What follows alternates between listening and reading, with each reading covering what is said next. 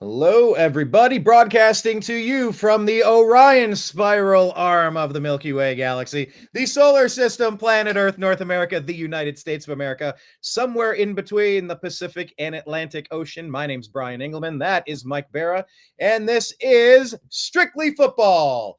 Of course, Mike we might Bara, mention without a working ring light, because it just keeps doing this. No, you have paparazzi just taking pictures. Poof, Yeah. poof, poof. Okay. Here we Yes, this is Strictly Football, and we're going to talk mostly football, somewhere north of 90% only football, if we are lucky. Today is Thursday. I think we should try for 100. I know. I've noticed that about you. That's what Captain Kirk would do. Captain Kirk, there's absolutes. Let's go for 100, Mr. Spock. Yeah.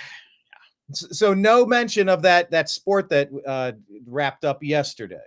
We can talk about baseball. That's okay. The other thing that we talk about on all of our other shows. We should probably not. Yeah, I know. Mike and I do other shows. Of course, it's going to be a live stream. What time do you plan on doing the live stream? I'm going to kick off at 4 p.m. Pacific, 7 Eastern, because that's when the first polls close. So that's when we'll start getting results. So I'm just going to send everybody an invite, and we're all going to come in and out, and just leave the stream running. And hopefully the communist, commie party doesn't take us down in the middle of the stream because we said something wrong, like certain person is going to win. So yeah, well, barring any major malfeasance, which of course didn't happen. We all know. Right? But of course. Okay, so that'll be 7 Eastern. That'll be the mega stream. Mike, if you just put that on our the New American Media X and YouTube, I think that's fine for my We'll make sure we get it to everything, and you'll be there and all. And guys are free to just come in and out, right? Yes, and perfect. There'll be times when we'll just be playing the stream in the background of whatever news organization we choose to use for our stream. We shall see. Perfect. So yeah, that'll be 7 o'clock Eastern on Tuesday for the live election coverage. I will do. I think Blake is out for Tuesday's Agree to Disagree show. He's in the process of moving from one domicile to another. Yeah, he may not make it. Yeah, Election Tuesday is a bad day to move if you're a reporter, Blake. I'm just going to tell you that. I know. That is for damn sure. But yeah, I'll be doing Agree to Disagree at 3 p.m. Eastern, probably 3 to 5, and then give a 2-hour break. Then we'll jump on for the live stream. Sounds great. Hopefully in a massive landslide. All right, a little bit of bookkeeping real quick. If you think that our merchandise is cool, go ahead and shoot me. Look at that. Look at this pin. By the way, it says the Unhappy Hour Sports Show. You got to flip it around because it's mirrored.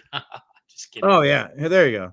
Yeah, it is. It's just like the Cleveland on the end zone paint right here. Cleveland. It's like upside down and backwards. Very nice. I gotta get my green screen up and get a Seahawks background going. Agreed. I have one studio in the basement where I have green screen, but I haven't done it with the new computer. So I'll definitely do that. But if you like this merch, these are wood-made, Ohio-made, the Unhappy Hour coasters, sets of 4 each. So if you want to go on Venmo at Brian Engelman, BrianEngelman, I will mail you one of 100 pin and both of these sets for $75 if you want them. 25 for the pin, 30 for the coaster, or 50 for both coasters if you want to split them up. Okay, so we are going to talk about last week in football, Mike. Yeah. Jeez, I mean, there were some upsets. That's for doggone sure. But you were really good in your predictions, right? And now, where do you want to do your Vegas insider stuff? After we recap the last week? I think after we recap the previous week, and then we'll talk about next week. Yeah, because I got Jim's stuff ready to go. Did I post it on my Twitter yet? Yes, I did. There it is right there. Okay, I can flip over to that window. Absolutely. All right. Perfect. All right, from Jim Mitchell, from my buddy Jim, who may or may not be watching right now. May or may not be watching. Hang on. What are we doing here? Okay, perfect. Well, then let's talk about all the games last week. Where's the board here? There we go. All right. Where do we start? Let's start with this one. Vikings. Vikings started off kind of incredible this season, but kind of falling back to earth a little bit. Maybe that's what you would expect with Sam Darnold at quarterback. But regardless, the Rams had Cooper Kupp back from injury. Stafford throws 4 touchdown passes. Puka Nacua back from his injury as well. And the Rams are a very different team when you have Cooper Kupp and Puka Nacua crushing it back there. No surprise, but the 3-4 Rams get the upset at home. What's your take on this one, Mike? Well, that was interesting because that was one of Jim's tips last week was teams that play the Lions the previous week lose the following week have lost for 4 straight weeks. So the playing the Lions takes a lot out of you, and it was predictable. Short week. They played the Lions. The Rams are not very good, but they were good enough to beat a beat-up team on a Thursday night on a short week, and I think that's exactly what happened. I don't think there's much more to say about it than that. It was interesting because the speculation popped up from a couple of people a week or two ago that maybe the Rams should trade Sam Darnold to the Vikings and give the Vikings a chance. But if you look at the two games, you look at the two players, they're pretty equivalent in terms of their stats, their passer ratings. The difference, of course, was that Stafford had 4 touchdowns and Darnold only 2, but Stafford's definitely better than Darnold. So maybe the teams should think about making that swap. If the Seahawks beat the Rams this weekend, maybe the Rams should just go, okay, I tell you what, we'll give you Stafford, and we'll give you Stafford, and you got to give us your first round pick and Sam Darnold, and we're good. It's possible. I haven't checked the caps implications, but I think the Vikings are good enough to be contenders. And again, it's such a situation where they played a team that's very physical. The Lions, who have beat, that's now 5. The Lions' last 5 opponents have lost the following week. This was especially on a short week, and I think that's clearly the difference in the game. I think that's really interesting info. I like that gambling perspective. Just such an interesting way to phrase that. If you play the Lions the week before, it takes a lot out of you, and you're depleted by the time you play your next opponent. Now, maybe there's some truth to that. Maybe there's statistical anomalies, or maybe like somewhere in between. But yeah, I mean, you didn't really have the 2-4 Rams getting this victory, but there they go. Just a quick point on comparing the quarterbacks, though. Matthew Stafford only threw for 39 extra yards than Darnold did, and it took him 9 extra passes. Darnold actually had a 128 rating, higher than Stafford's 124. But of course, 4 touchdowns to 2. But Stafford had an interception, and Darnold did not. Yeah, I mean, we're going to see if the Vikings are serious contenders. We're going to find out if they're pretenders. But they're, I don't know. I didn't expect the Rams to go quietly into that good night. And so they're putting up a little bit of a fight, sitting there at 3-4. Yeah. By the way, I just checked the cap situation, and the Rams can't trade Darnold. If they do, they're like 19 million over the cap. So they'd have to get rid of a whole bunch of other players where they'd have cap savings, which doesn't seem likely. But I guess if they, if they also, there's talk of them trading Cooper Kupp, but I don't think they can do that either. So actually, that would save them some. That would save them some space, but they don't really have anybody on their team they can really cut. When is the trade deadline? NFL? It is, I believe, Tuesday. I believe it's coming up this week here. Yeah. So okay. The Rams cap November situation. 5. The Rams cap situation is one you do not want to be in, where there's literally nothing you can do. My Cleveland Browns have entered the chat. Yeah. My Cleveland Browns have entered the chat on that one, but we'll get to them in a little bit. Okay.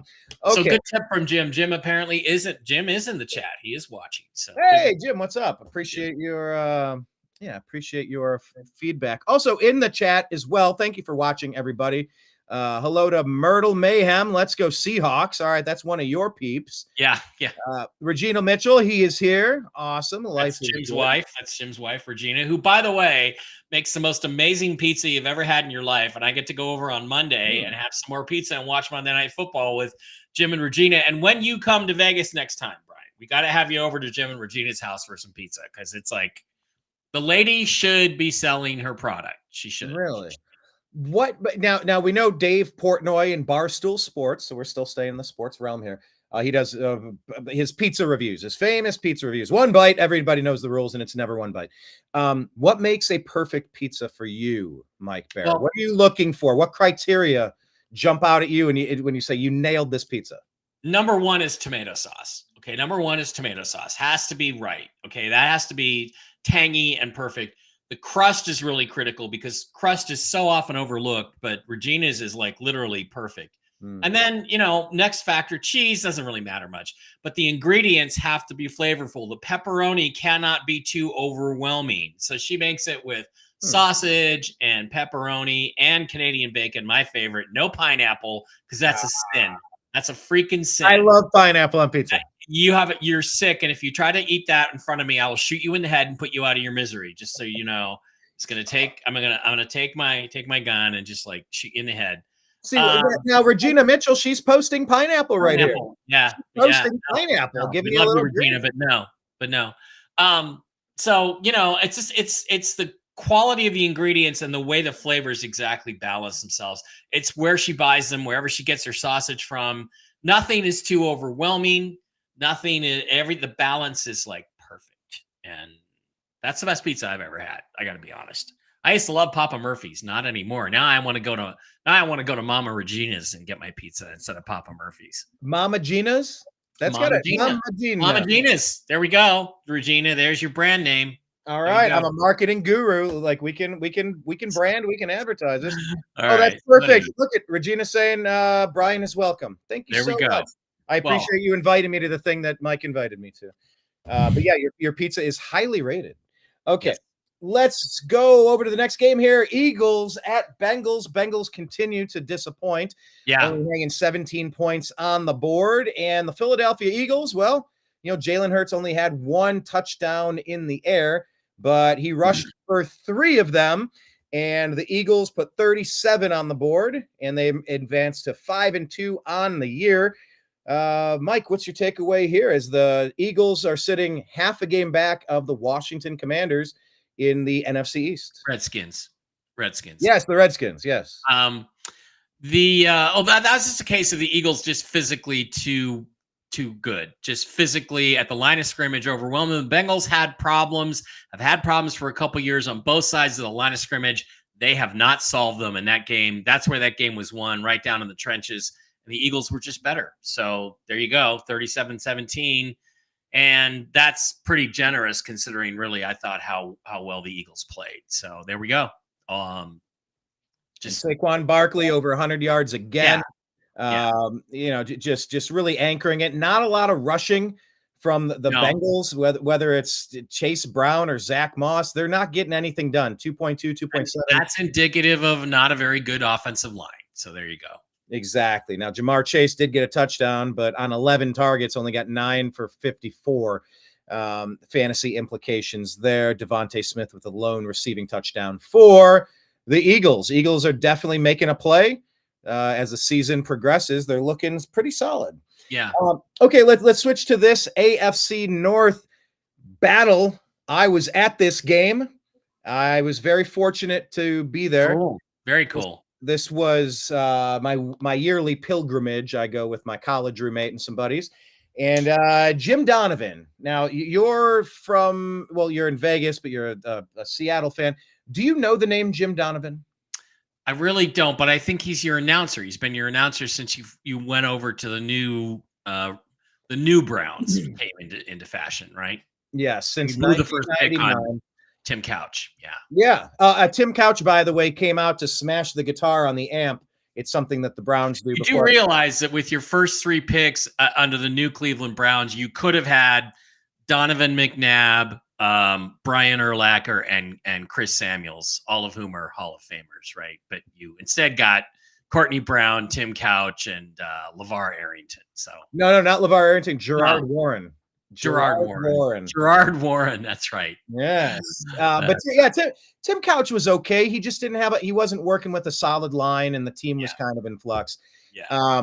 But yeah, Tim Couch came out and he smashed before every game that we smash a guitar on a amplifier to kind of get the crowd fired up. It's one of the things we do. It's kind of cool, kind of cheesy. Have Paul Stanley do that sometime, and Pete Townsend. They're the ones who started that, right? Hey, I'll have to check the record. Maybe they have, but. Jim Donovan, the longtime voice of the Browns, sadly, he passed away shortly before the game. And so, you could feel it in the stadium. We all got there early. We wanted to see the Jim Donovan tribute, to hear some of his famous calls from the past 25 years. Run, William, run.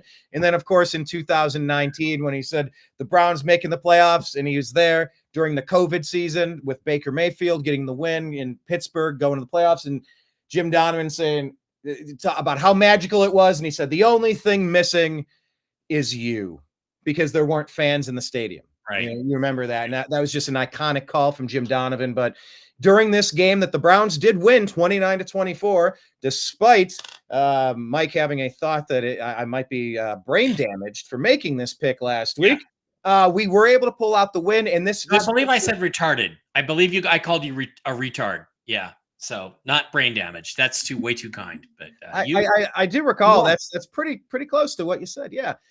But this game had the feel of some supernatural stuff. Rashard Bateman was kind of wide open, and he looked back and he completely lost the ball in the sun. Hit him in the face. That was an interception that could have changed the game.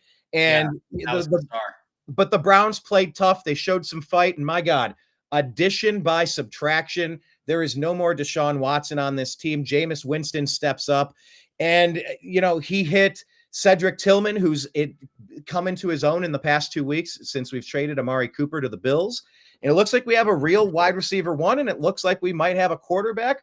There's a lot to unpack in this game, but the Browns, they showed me something, and I was just privileged and honored to be there during the Jim Donovan day. It felt like he was looking down upon us, helping us get this victory over the team that stole our team back in 1995. Yeah, it was the real Cleveland Browns versus the stolen Cleveland Browns. So it was a bizarre game. I think I said last week it's really, really difficult. It's difficult to win 3 games in a row in the NFL. It's damn near impossible to win 4 games in a row. And it is metaphysically impossible to win 5 games in a row. Yet the Ravens had done it. I think they were bound to run out of gas. You guys caught them at a great time. You found your new quarterback. Jameis played. Jameis played as well as he's played that I've seen in the last few years. Played the way he can when you can keep him under control and keep him from throwing the ball to the wrong team. Mm-hmm. And like you said, maybe there's that supernatural thing. I just think the Ravens were due for a loss. I just thought that the way trends were going, I had to pick the Ravens last week, and I'm glad it was I was wrong. So good for the Browns, good victory, and maybe this will start a tailspin for the Ravens. You never know. Hey, I'm definitely okay with clipping their wings and watching them fall from the sky. Yeah, that's exactly. Damn sure. Exactly. Yeah, and I think though, we remember Jameis is the 30-30 guy, 33 touchdowns and 30 interceptions, but I think. Yeah. The last time he had a chance to be a starter down in New Orleans, it was a couple of years ago before he blew out his ACL. I think he had not cataract, but he had some sort of surgery with his eyes to kind of sharpen it up. I think he had 13 touchdowns and 4 interceptions, or 14 touchdowns and 3 interceptions. That's an exceptional ratio, because to me, I think touchdown to interception ratio is probably the most critical quarterback stat out there. I mean, touchdowns is important, but then the touchdown to interception ratio is next. And that's where the great ones are. All the great ones have that 2.5, 2.8, 3-to-1 ratio. Russell Wilson, Aaron Rodgers, Tom Brady, they just don't throw the interceptions. And that's always been Jameis' Achilles heel. So if he can get that fixed in this late stage of his career, we all know he's got the physical tools. That's why he went number 1 overall. Yeah, exactly. Now, by the way, you mentioned that the Ravens were on a winning streak of 5 games. The Browns were on a 5-game losing streak. We lost to the Giants, Raiders, Redskins, Eagles, and Bengals. Yeah. So after the end of that, we got the win, and man, did we need it. So we're sitting there at 2-6. We're 4 games back of Pittsburgh. We'll get to them in a minute. But look, 2-6 is bad. We're going to have to win out to have a chance at a wild card, or we're pretty damn near close to it. But there's a ton of talent on the Browns. Nick Chubb is back. The disgruntled Amari Cooper is gone. Deshaun Watson, showing us historically bad quarterback play, is gone. I wouldn't be surprised to see the Browns, if you look at their next couple of games.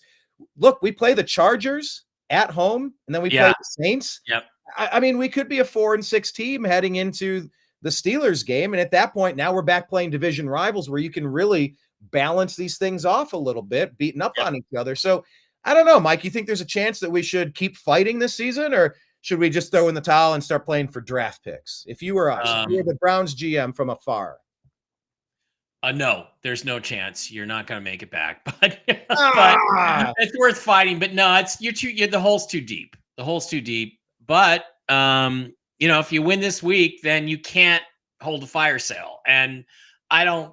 I mean, if I'm the GM, I probably would, but not if you win this week. If you win this week, you're 3-6, and you can't give up hope, and you can't tank the season. The fans will crucify you. So yeah, it's actually kind of it would actually maybe be easier to decide if you were, if you were really, really bad. So, but we'll see. It would just really, a lot of it depends on this week. I think if you do lose this week, you should consider unloading some of the older players that have big contracts if you can. But well, we already got rid of Amari Cooper, and he was a high paid wide receiver, and his loss, the loss of him on the roster has allowed Cedric Tillman to really shine. I mean, this guy, I think he was originally credited with 100, ended up with 7 receptions on 9 targets for 99 yards, 2 touchdowns on the day, 2 touchdowns, including the go-ahead game winner. So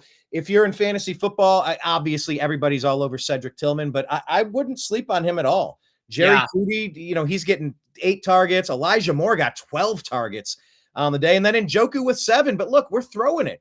This is the first game all year that the Browns put up more than 20 points and more than 300 yards passing. First time all year. So let me ask you this again. Let me ask you this again, and take your fan hat off and put your GM hat on. I don't know how. As owner of the GM or the GM of the Browns. Yeah. Look, if some team comes to you and says, look, because I just checked, you can absorb Myles Garrett's salary under the cap. You can absorb it. If they come to you, if somebody comes to you and says, we'll give you 2 firsts 2 firsts and a second over the next 2 years, do you trade Myles Garrett? Oh, yeah. I'm very clear on this. Minimum 4 first-round picks before I'm even going to start listening. Myles is a generational talent, one of the best that the game has ever seen at that position, at that pass rushing position that really dominates. That defensive end, that right defensive end, is a super important cornerstone position. No, I would hold on to him as long as he's happy. And by the way, he's a co-owner of the Cleveland Cavaliers now, sits courtside. So like, he's invested in the community. He doesn't want to go anywhere. I'd say let's just do him right. Like, this is a lifetime thing we got, just like we had with Joe Thomas. We were lucky enough. We ride it out. Hopefully we can show him some victories and some playoff wins. But all right, just thought I'd check. I know, and you can check with me every week. Hopefully I have a reason to keep keeping the faith in Cleveland. Well, the options are out after this week. We only got 1 more week left, and then there's no trades. So we'll see. Oh, there you go. Fair point. So November 5th is voting day and the NFL trade day. I believe that is. Yeah, I believe in. What nice couches. Wow. I would love to have a setup like that in my house. Wow. My buddy does in the basement. The guy that, he must be married, right? He has to hide in the basement to watch his games. So yeah. He is, and he does. All right, let's switch over here to Tennessee Titans, sitting there in pole position for the top overall pick in the NFL. They fall to 1-6 on the season, falling 52-14 to the Detroit Football Lions. By the way, the only Lions loss, of course, coming at the hands of Baker freaking Mayfield, who went into Detroit and got that victory earlier in the season. So Jared Goff has 3 touchdowns. Lions win their 5th straight. And then there's an arrest warrant for Jamison Williams, the wide receiver. So interesting storylines, lots of scoring, off-field stuff. What did we learn with this Lions win over the Titans, and then the other ancillary storylines, Mike? Well, Lions are still really good, and the Titans are still really bad. It's really bizarre that the Titans are this bad, because everybody expected them to be a little bit better than this, but the reality is, what was the stats on this? They brought in the new quarterback, Mason Rudolph. 22. Everybody was clamoring for Mason Rudolph, and he's no worse than Will Levis. So I know Will Levis has been injured, but put Levis back in, let him take his lumps, let him play, let him learn, see what you've got, because it's way too early to make a judgment on that. All the people clamoring for the backup quarterback, it's like that was not the problem. And I honestly never understood why they fired Mike Vrabel in the first place, and it doesn't seem like the new coaching staff is really up to it. So, By the way, Mike Vrabel, where did he go? I don't know if he's doing anything. I'll tell you what he's doing. Oh, what's he He doing? is a special consultant for the Cleveland Football Browns. Hmm. He's sitting there in the wings if Kevin Stefanski can't get this ship together. He's sitting right in the house, and I guess he's been working with offensive. I should share the picture. I don't know how to do this quickly, but I ended up meeting DeJuan Jones. He was a 6'7" offensive tackle drafted out of Ohio State last year. I met his mother. She was sitting in our section. We talked, got a picture and stuff. But I guess Mike Vrabel has been working with DeJuan Jones, who's put on about 80 pounds, 100 pounds. He's playing 440 pounds or something. Wow. But he's lost some steps, but he looked a lot better last week, and he's been getting his body back into better conditioning. But yeah, Vrabel's been working with him. And so the thing that happened, just to refresh people on the Browns, they went to Ken Dorsey calling their plays last week. This was the first week that Kevin Stefanski, the head coach, wasn't doing the play calling. So now Stefanski can look at the linebackers, can look at the offensive line. He's going into different meetings, according to the reports out of Cleveland. Yeah. He's actually getting to be a head coach instead of worrying so much about being the offensive coordinator who also has head coach duties. So, really important to see that change there with offensive coordinator. Vrabel was a really, I thought, smart coach, good coach. I didn't understand why they fired him. I didn't think it made any sense given kind of where their talent was. And the thing is, what I will remember about Vrabel is when he's coaching against his old mentor there, Bill Belichick, right? In a game a few years ago when, what was it, about a minute 30 to play, and he kept taking too much time penalties because of the rules, the way they were set. It kept running time off. So he ran like over a minute off, taking timeouts and penalties, just completely manipulating the rule books to leave the Patriots with only about 38 seconds left. I thought that was brilliant. That was a Belichickian move, and he did it to Belichick. And I just thought, wow, this is a really smart coach. This is a guy I'd like to have. It's a smart coach. And I'm just like trying to imagine Pete Carroll ever being bright enough to figure out something like clock management like that. And it's like, no, that's never going to happen. So I always admired Vrabel from that point, and I thought it was a mistake to fire him. Yeah, Pete Carroll's always kind of reminded me of Greg Popovich a little bit. I don't know, something about how they're composed and how they act, but they've always reminded me of each other a little. Mike Vrabel, obviously a Super Bowl winning player with the Patriots, and then the pedigree of Ohio State Buckeyes. And back to the Buckeyes, it was number 2 versus number 3, I think. What's up? Which is, of course, the most important thing. Do they play Washington this year? Ohio State and Washington? I might need to pull that up. But what I was getting at is that when we played Oregon 3 weeks ago, it was number 2 versus number 3. The Oregon head coach did the same thing. There was some glitch in the rule book where if you have 12 men on the field, the play, it's whistled dead, but then there's an automatic runoff, and the Buckeyes were trying to get into field, and that extra couple of seconds, our quarterback went down, and before we could spike it or call it, like we missed the field goal that could have won it by 1 second, and that's, I guess, the college football rules committee changed the rules in season to say we're no longer allowing that. That exposed something weird. But that was a smart enough coach to trick us on a weird thing. And that's what Vrabel did. He just basically forced the 10-second runoff over and over again until he couldn't. And they ran like 40 seconds off the clock and ended up winning the game. So smart move. Well, there's chess and then there's checkers. People say that football is for dumb people. I don't buy that for a second. Of course, you can be dumb and just I do one thing good and I'm good. But it really is a cerebral game. There's a lot of chess maneuvers that go on for sure. Right. Let's talk about this game here. We got some animals. We got the Cardinals and the Dolphins. Dolphins fall. Their season continues to be just it's not as they were hoping. They fall to 2-5, 1-3 at home, and then the Cardinals, they get that win by 1 point, 28-27, improving to 4-4 on the season. And look at this. This is a division you are very familiar with, the NFC West.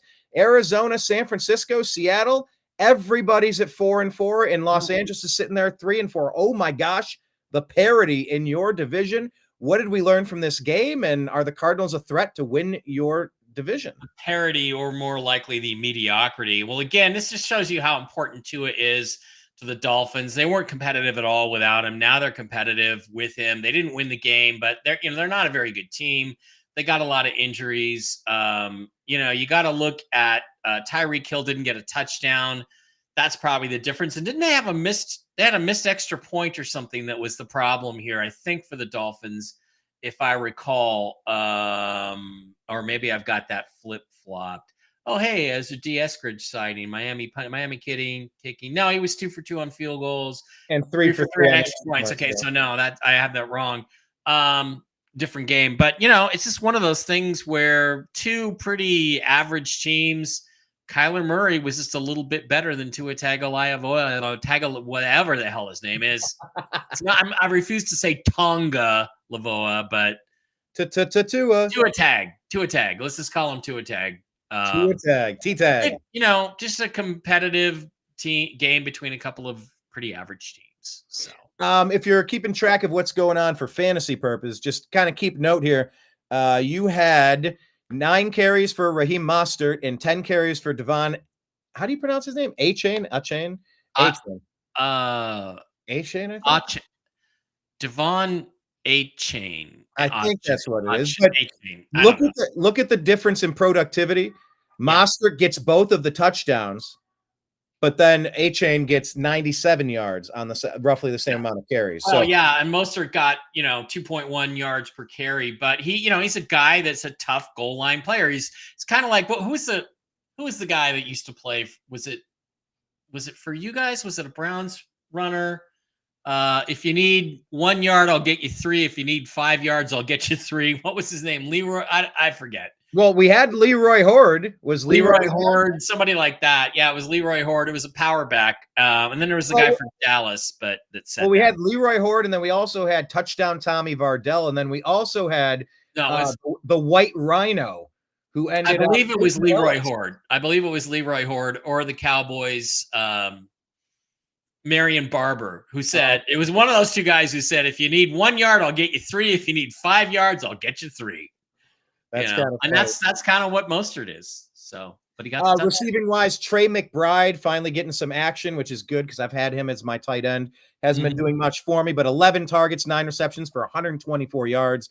That's some great production there moving forward. And Marvin Harrison Jr., the rookie out of The Ohio State University, 7 targets, caught 6 of them for 111 and a touchdown. Jim pointing out that one of the tips from last week, Kyler Murray, 18-7 against the spread on the road. So that was one we should have paid attention to. So that's another one that panned out. By the way, let's go ahead and show Joe Grana. What's up, Joe? Thanks for joining us today. Saying you guys are lucky not being Jets fans. It's not easy being green. It's actually mostly sickening and depressing. Joe, I'm a Browns fan, sir.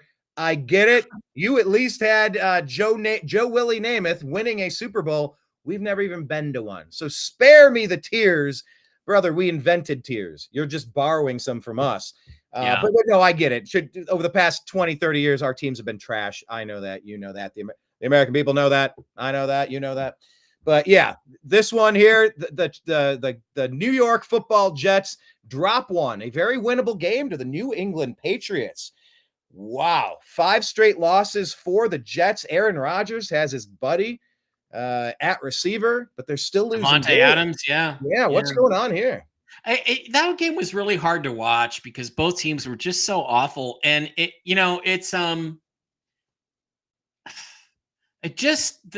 the Jets just cannot get it together. I don't know what it is, but they don't have it. And they didn't pull it together, and they just keep finding ways to lose football games, and it's really, it's unexplainable. Yeah. Special thanks to Kathy E. saying yawn, but I gave you a thumbs up. So Kathy must be a viewer of the other non-football content. But thanks for watching. We're trying to. We're still our effervescent, charismatic, fun, interesting people that we always are. So thanks anyway. That's correct. What about the Patriots? What kind of team are they right now with? Well, I think Drake May went out with an injury, didn't he, during the game? Yeah, he only played 6 snaps. They're a developmental team. They're a team in development. they have to just get their young players some experience. And they don't have a lot of talent, but and I think they traded away a linebacker, defensive end, a couple days ago. So they just need to play Drake May as much as they can and get him as many reps and worry about next year. Yeah, these are 2-6 teams right now. Of course, Jacoby Brissett, us Browns fan know him well. That was the first half of the season when Deshaun Watson was suspended during this monstrous 5-year fully guaranteed albatross of a contract that we signed to get him. But yeah, I guess there's a concussion for their quarterback. They say he's going to be okay. We'll see how that pans out. Garrett Wilson gets 113 yards receiving, no touchdowns there. Only 4 receptions for Devontae Adams, not really feeding him the ball much, and only 6 targets. So not a lot of options. I don't think like they had a lot of series. Aaron Rodgers was 17 of 28, 2 touchdowns, no big mistakes, 111 rating, but just their defense gave up 25. They fell 3 points short. They're just not a fully developed team. And their defense is supposed to be what was good about their team too, and there they are. The offense puts what was the score? 28. They put 24 on the board. If the defense is good, you ought to be able to hold them to 20 and win the game, but they couldn't do it. So there we are. Yeah. Well, all right, let's bounce over here. This is kind of a rematch of a game a couple weeks ago. These are division foes. The Buccaneers fall 26-31. Kirk Cousins has 4 touchdowns. I mean, this guy is the eternal wonder. He's just like straightforward, lunch pail, put your head down. He just chucks the ball around. He gets some wins, and this is a super important game right now because they just went 1 game up on Tampa Bay. Yeah, Atlanta did in the NFC South. Of course, the Saints and the Panthers are trash. So this is a 2-person division race right now. And this is a huge head-to-head matchup. What did we take away from this game? Well, this game I thought was interesting. Look, sometimes teams just have your number. The Rams have had the Seahawks number for a while. People say the 49ers have the Seahawks number. I don't know that that's true in terms of when you have somebody's number, it's that you beat them when you shouldn't beat them. And the 49ers should always beat the Seahawks because they have better players. So, but it's just, they just have this year, the Falcons have Tampa's number and they just make the plays when they need to make them. I couldn't point to anything specific about Baker where I would say, oh, that was a mistake that forced it like we did last week. Nothing like that, just that their defense could not stop the Falcons. They haven't stopped them in 2 games. Yeah. I think they gave up 38 the first time or something like that, and now 31 again. There's just a matchup problem with Bijan Robinson and Algier, and then Kyle Pitts and guys like that on the outside. Drake London, they just couldn't stop them, and that's definitely an issue. And so the Falcons sweep them. Falcons go 2-0 against Tampa Bay. They got the tiebreaker. That's going to be very important as the season evolves. Yeah, so essentially Tampa's like a game and a half back because if they eclipse that game, they still lose the tiebreaker. So you need one more thing to happen, of course. From a fantasy perspective, we saw some good Sean Tucker action recently, but he fell back to earth, only getting 2 carries for 3 yards. Bucky Irving for 44. Bijan Robinson, did a little bit on the ground, did okay, splitting carries with Algier, but getting a touchdown reception in the air. It's nice to 7 catches. That's pretty good. That's pretty decent. Yeah, on when you're thinking of elite running backs. Oh, here's a question. Speaking of elite running backs, let me finish my point and ask you about Derrick Henry. But it's nice to see Kyle Pitts getting the action, 2 touchdowns there, because he hasn't been doing really well with the previous quarterbacks, doing much better with Kirk Cousins, shockingly. And then, of course, Baker Mayfield missing Chris Godwin and Mike Evans, his number 1 and number 2 receiver. So Baker was without his top 2 receivers. Cade Otton gets 2 touchdowns at tight end on 10 targets. So Cade Otton's a good player. He is. University of Washington player. He's good. Yeah. And it comes down to chemistry. Baker, I saw it 2 weeks ago with Cade Otton. When both of those players, Evans and Godwin, got injured, you saw Otton become the man. He was getting all the looks from Baker. So it'll be something to keep an eye on. Of course, Baker did have 2 interceptions in this game.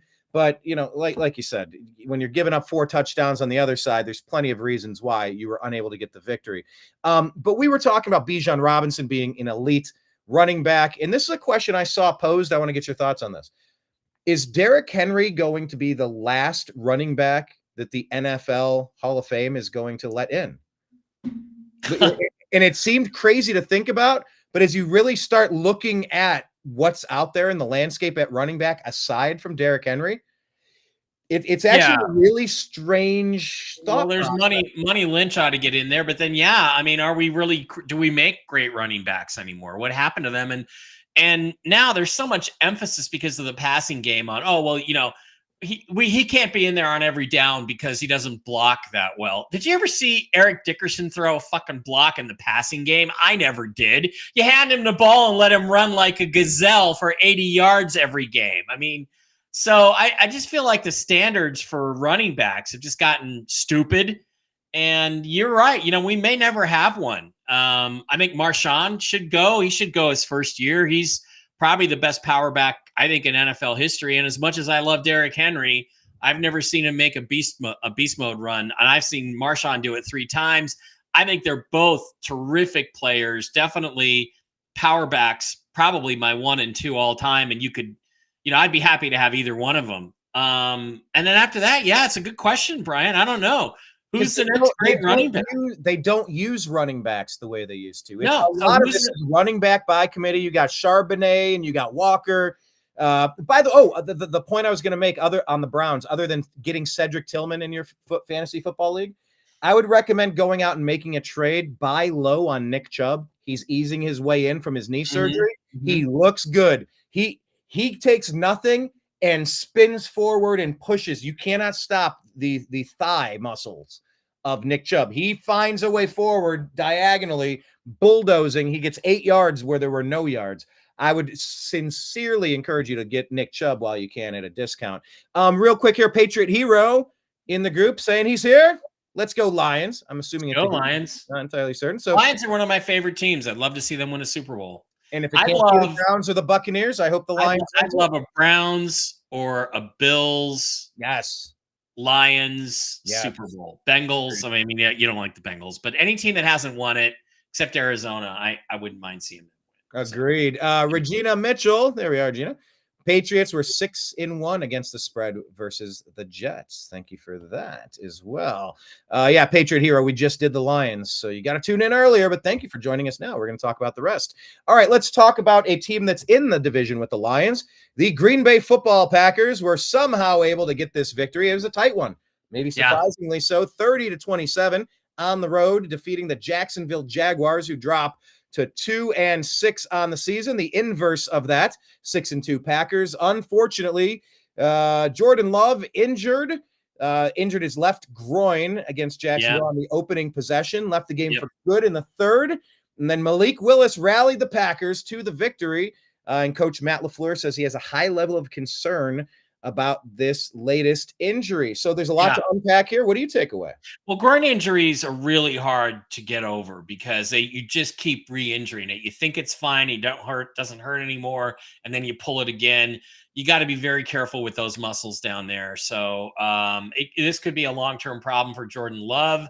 Having said that, the Packers are a very well-coached team. They were playing on the road, but they're very well coached. They did what they had to do to pull the victory out. And again, they're just a good looking team. I really like the Packers with Jordan Love. Without him, they're good enough to beat the likes of the Jacksonville Jaguars. And by the way, it's Jaguar. It's not Jaguar. And it's not, if you're British, Jaguar. Okay. It's Jaguar. What if you're Spanish and you call it Jaguares? Jaguares. Jacksonville Jaguares. Yeah. On the fantasy realm, I mean, Josh Jacobs, look, people said his advanced analytics were no good.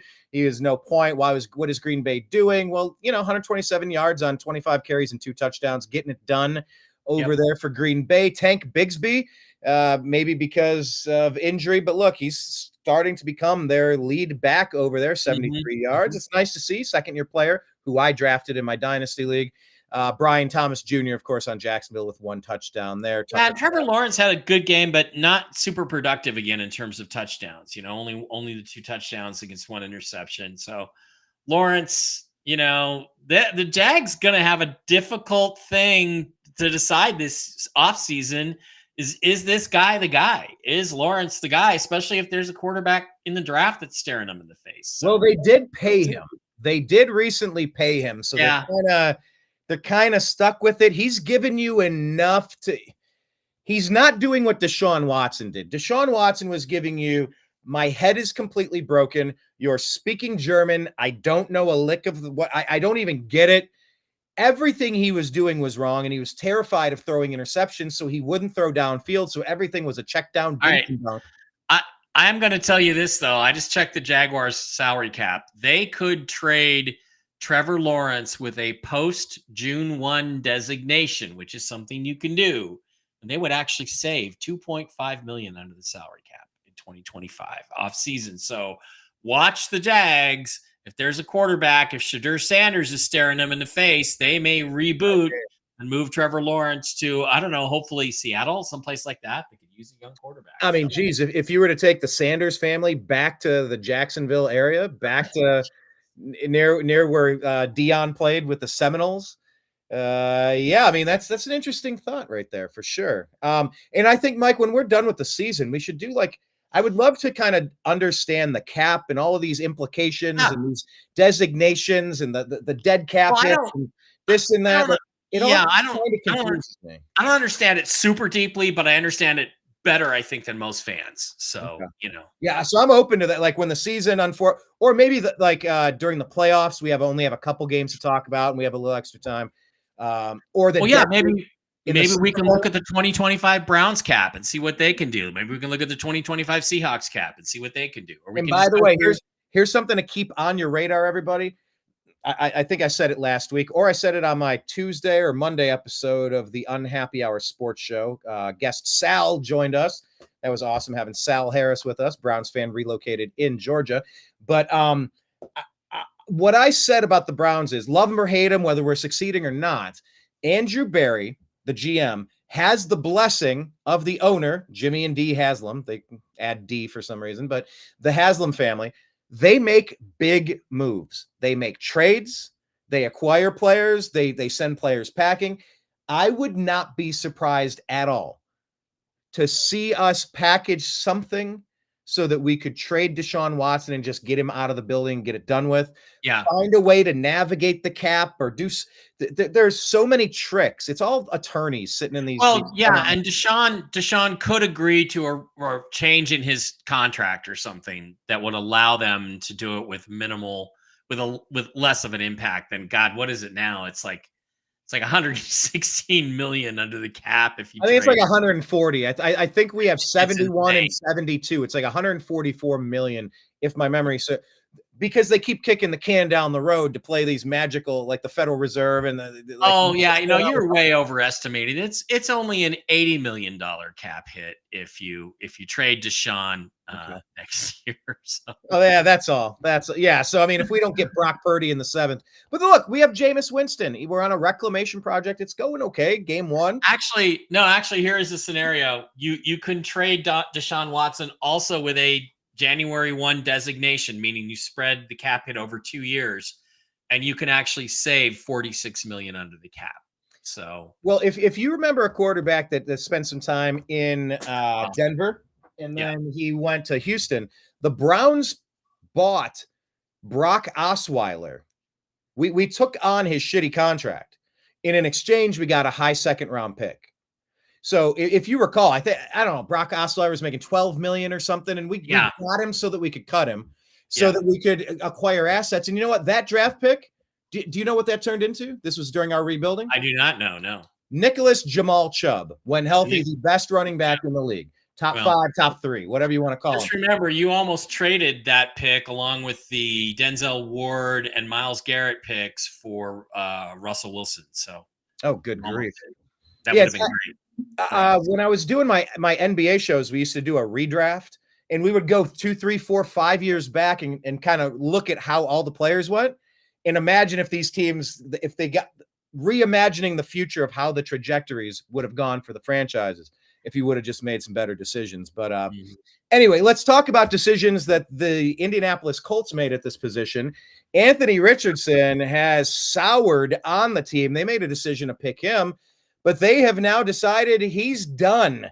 I believe they've named Joe Flacco the starter for the entirety of the season, if I have my facts straight. Well, he quit. He quit on the team. He said, I just need to tap out. It's like, dude, at least make the excuse that, I got the wind knocked out of me. My ribs hurt. Let me sit down for a couple of minutes. I'm cramped up. I gotta stretch my hand.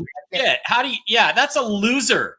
That's a loser. And here's the thing. This goes back again. It reflects back on the Seahawks because in 2023 we had the 5th overall pick, the 20th pick in the draft. We had 2024 draft picks. We had two second round picks in 2023, 2 second round picks in 2024. No, one second round pick in 2024. We had the juice to go up to number 1 and go get our quarterback of the future. And the two clowns, John Schneider and Pete Carroll, didn't do it. But if they were talking about it, they were going to burn the pick on Anthony Richardson instead of CJ Stroud. Let me just tell you, CJ Stroud is going to the Hall of Fame and Anthony Richardson isn't. Loser. Anthony Richardson can throw it 60 yards downfield, 70 yards downfield, but like the intermediate game, it's like being able to drive the ball in golf, but you have no mid-range game and no putting game. There's a joke. There's a joke about this. Johnny Unitas. There's a Johnny Unitas joke where a guy walked into a bar and he, outside the Colts were playing Tampa Bay. And he said, Mr. Unitas, you won't believe it. I just saw Doug Williams, who is the Tampa Bay quarterback, right? The one he finally won a Super Bowl. I just saw Doug Williams throw a football 12 stories straight up. And Unitas looks at him and said, yeah, but his receiver was on a second floor. That's Anthony Richardson.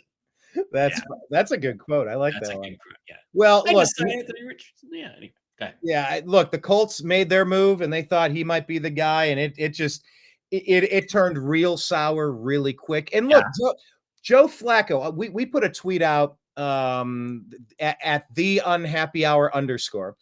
And it was a 3-panel thing. And one of the sports reporters, it showed 3 pictures of, she said, the joy is back. And so first picture was Deshaun Watson. And you see the look of the reporters. Deshaun has a sour look on his face. The reporters have a shitty look on their face. They do not look happy to be there. Next picture, Joe Flacco smiling. Every reporter is laughing ear to ear like they were when they were watching Trump tell the garbage story yesterday. Right. They said it made me look thin. I said, I'll wear it. It makes me look thin. So, I put it on. but I think it looked pretty great. But, bigly. Anyway. Yeah. But the show we did with Blake on Agree to Disagree prior, I paused it and I showed the frame. Trump was telling the story. Everybody behind them was all teeth, laughter, rocking back and forth. I called him America's America's funniest grandpa, just telling his stories. They said I looked thin. They said, "Sir, wear the vest." I said, "Give me the jacket." So and then you got the same thing with Joe Flacco, right? Yeah, and so with Flacco, it was all smiles in the Browns locker room, and then it showed Jameis, and everybody was smiles in the locker room. The cancer was Deshaun Watson. The cancer was all the accusations, even though he wasn't criminally found guilty of anything, just like Trump. But just the energy of Watson was awful, and everybody could feel it. And so when you have Joe Flacco in the house with Indianapolis, is the point I'm getting at. Joe Flacco, I didn't realize this when he was on the Ravens because I hated the Ravens so much. He is a likable guy. He throws it downfield. He knows how to play the quarterback position. He's very underrated. Yeah. He appreciates this opportunity more than you'll know. And he's a consummate professional. Of course, he's going to win the starting job from a clown that can't stay in the game. It's an obvious thing because we saw it in our building. He won us over and took us to the playoffs.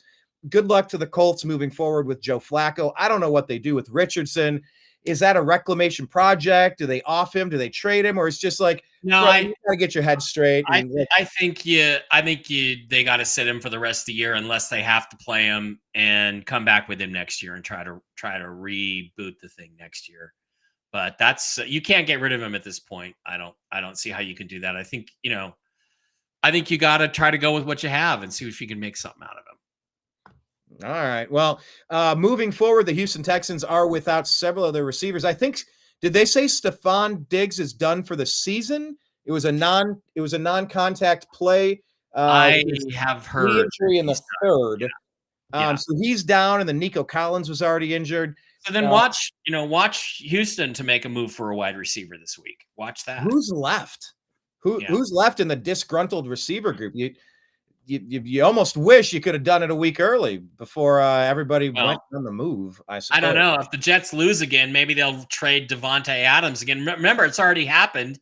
The Rams linebacker got traded to Tennessee and then traded to Seattle. He's been traded twice this year already. So things do happen. Maybe the Jets will say, Devontae, Aaron's not coming back next year. So we've just moved you down to Houston, play with CJ Stroud. So that would be an interesting storyline. And because CJ's my quarterback in a couple dynasty and yearly leagues, I would appreciate it because he's not giving us the stats he was last year. I thought he was going to be the dark horse to lead us to the playoffs. And instead, I actually, in the league that I'm in with my buddy Clint, my roommate from, we kind of co-manage a team.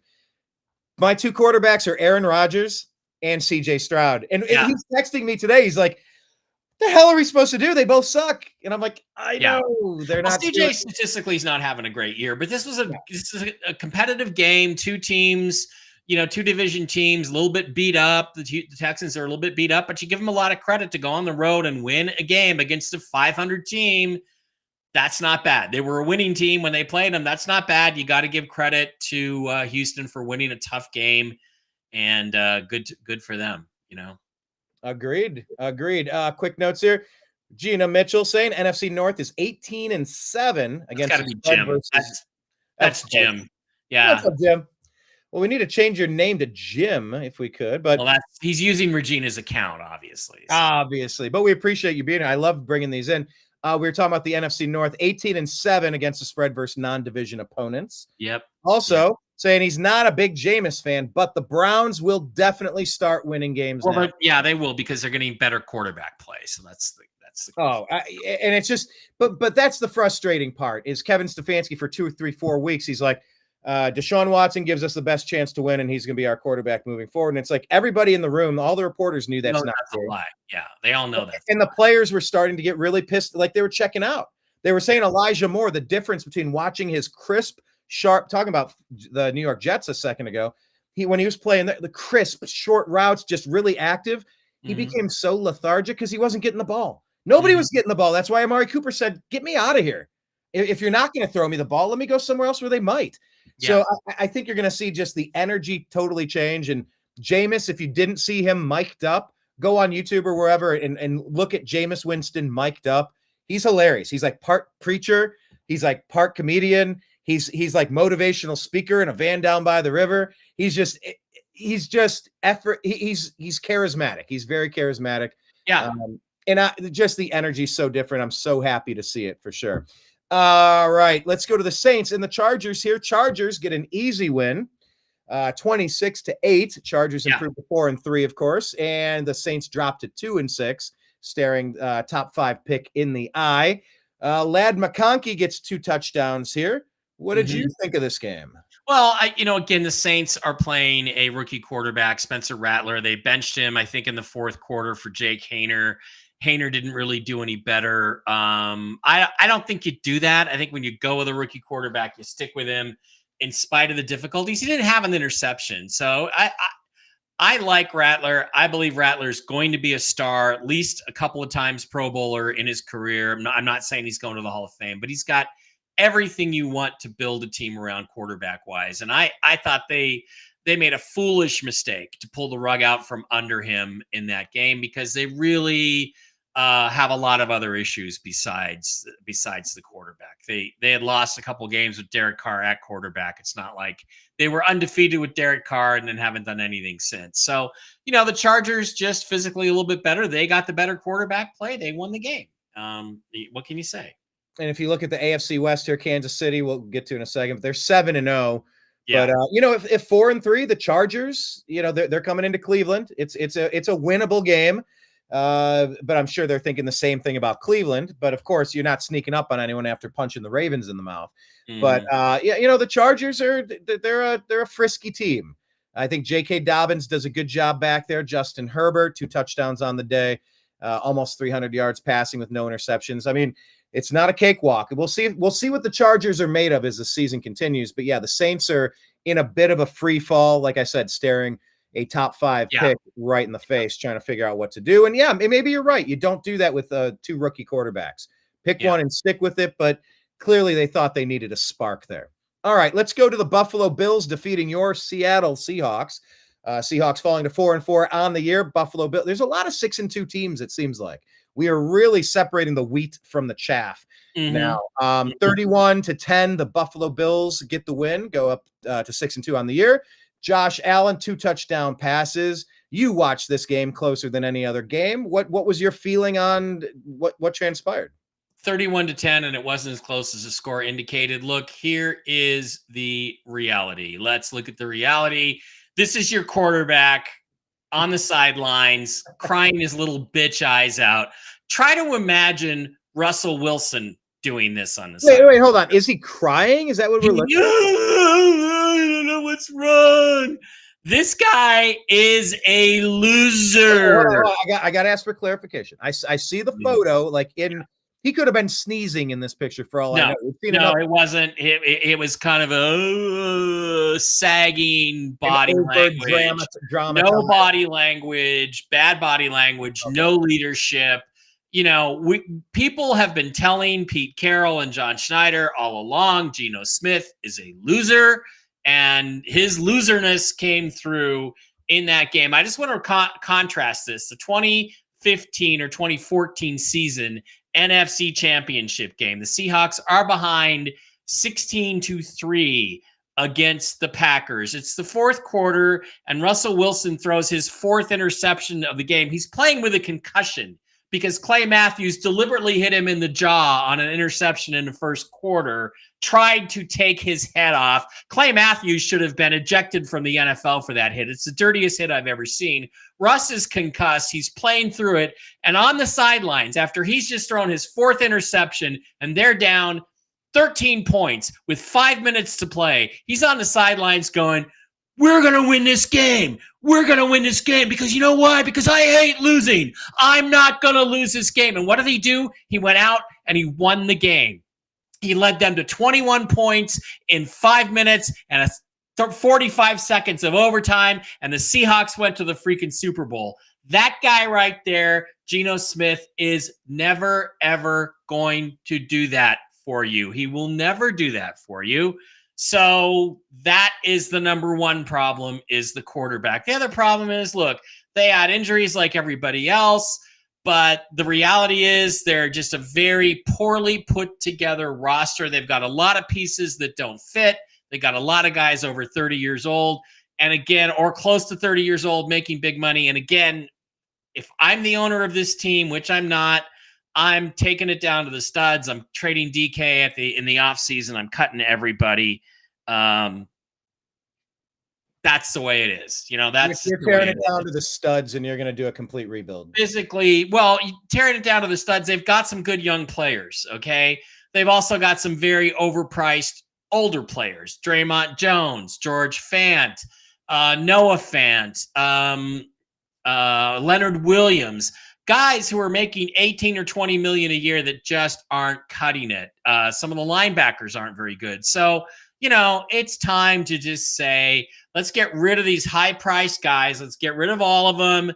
They could get like 97 million in cap space next year and a few extra picks with DK.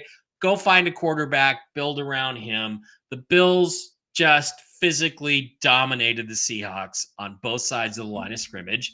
And that's not good enough. And I do not necessarily say it's the coach's fault. I'm willing to give Mike McDonald more chances than just 1 year.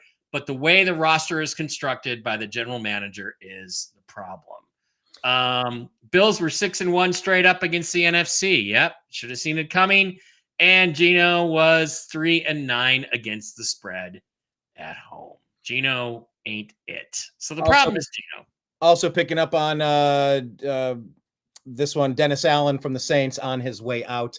Yeah, I mean, perhaps that is going to happen as well. By the way, you mentioned somebody. Do you know who Rodney Dangerfield's favorite football player was? No, I don't. No offense. No offense. No regard, neither. Anyway, moving on. Okay. So there's nothing much to say about this game. The Bills are a much better team. They came in and kicked our ass. And there were as many Bills fans there as there were Seahawks fans. So the magic is gone. There's no mystique to playing in Seattle anymore. Yeah, you gotta start. You gotta start from scratch. And it's scary because Schneider is a good enough GM that you say, well, we could easily have somebody worse. Yeah, we could, but it's like you're never going to get anybody better if you don't try, and you got to try. Ooh, that's that could be clipped out. That's like words of wisdom. We need shorts. We need to get short clips of this show. But like that right there, that could be talking to a lot of people for a lot of different reasons. If you take the football context out, if you're looking for great, sometimes you gotta go get great. Let's talk about, do it without taking a chance, right? There you go. You can't steal second with your foot on first. Just want to highlight this. What's that? Another good way to put it.